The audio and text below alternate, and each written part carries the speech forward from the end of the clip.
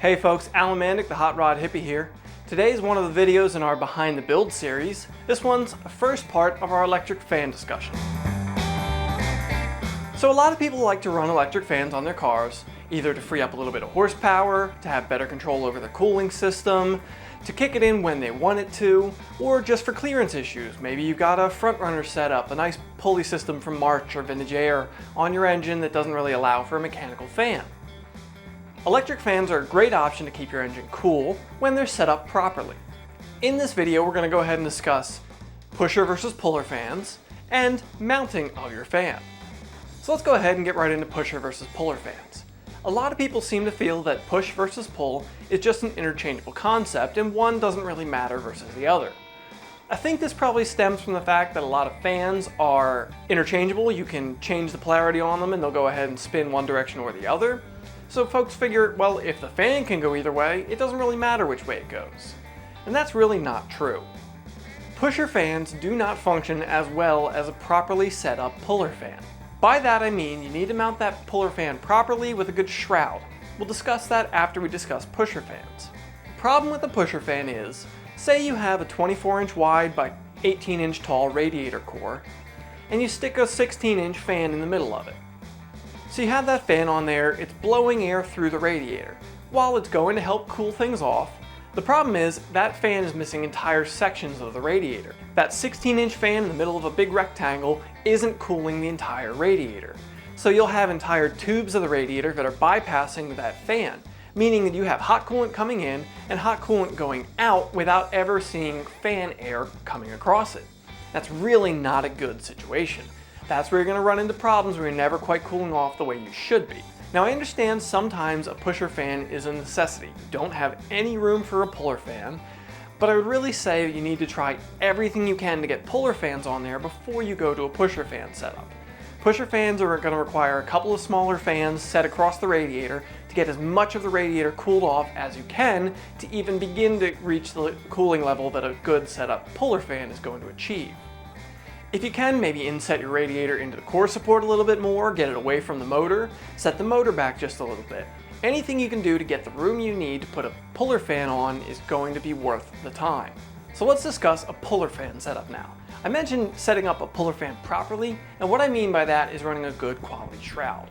If you look at an older mechanical fan setup, even a modern one on some pickup trucks and such, you'll find that it has a really tapered shroud that's covering the entire radiator core going to that mechanical fan. The idea is making the fan work efficiently. It's allowing the fan to pull air through the entire radiator core so air is flowing properly through there nice and smooth so it can do its job. You're maximizing the cooling capacity by maximizing the efficiency of the fan. The same concept as the mechanical fan applies to your electric fan. The idea is you want to mount that fan so it has a nice shroud to tunnel that air around the entire radiator core to maximize its cooling. If you take your fan and you mount it with those plastic studs that they always come with that go through the radiator core and mount it right to your radiator, not only is it not going to look that great, but you're also going to have a situation where it's only cooling where it's attached to. Same problem with the pusher fan. It's only going to cool the radiator core where the fan is. It can't pull air around itself because it's not shrouded to do so. What you want is a fan shroud that covers the entirety of the radiator core. It has at least a ½ inch depth. Really, I aim for about an inch at the minimum, but ½ inch you can get away with. And you want that to create suction across the entire radiator core so the fan is pulling air from everywhere, not just the circle where it is. Often you'll find that you might run into an issue where your water pump is too close to your fan. Some of those fan motors can get pretty tall. So what I like to do in those scenarios is run offset fans. Either offset your one fan to the one side, maybe just a little bit, just enough to gain some clearance, or run two fans offset to each corner. Say run two 12 inches, two 10 inches, one to each corner of the radiator core, and that'll allow for airflow while stepping away from that water pump pulley, gain you some clearance there. That's a pretty efficient way to do things. Those littler fans sometimes can add up to total CFM values that are equal to or greater than some of the bigger fans as well. You'll also see that a lot of either factory or some of the aftermarket fan shroud setups have flap doors on them. These trap doors are either made of metal, plastic, rubber, and they're little doors with windows behind them that allow airflow through the shroud. This is so when you're running down the road at speed, air's flowing through there, it can flow through those trap doors and get out of there. When you're running down the road, say 70 miles an hour, your electric fan should no longer need to do its job. Airflow coming through the grill should cool the radiator. So those trap doors will allow that airflow to flow through the radiator shroud really nicely, and they really help out if you have a lot of your radiator core covered by a fan shroud. If you're running a smaller radiator, maybe a bigger fan, it'll allow for a fair amount of airflow just through the fan. It's not that big of a deal. You can pick up those trap doors online from the different manufacturers like Be Cool, Wizard Radiator, and they have those so you can fabricate your own setups. Or you can also option those from different companies as well. Some of those other companies like Be Cool will have shrouds that have those built in. Wizard Radiator will provide you radiators with shrouds and fans set up on them, and you can ask them to add trapdoors to those as well. There's a lot of these different companies out there who will fabricate these parts for you if you're not feeling up to it. Another option for those who are budget-minded is picking up an OEM fan setup. Walk around a junkyard, find a fan that's going to work for your radiator, and get it mounted on there.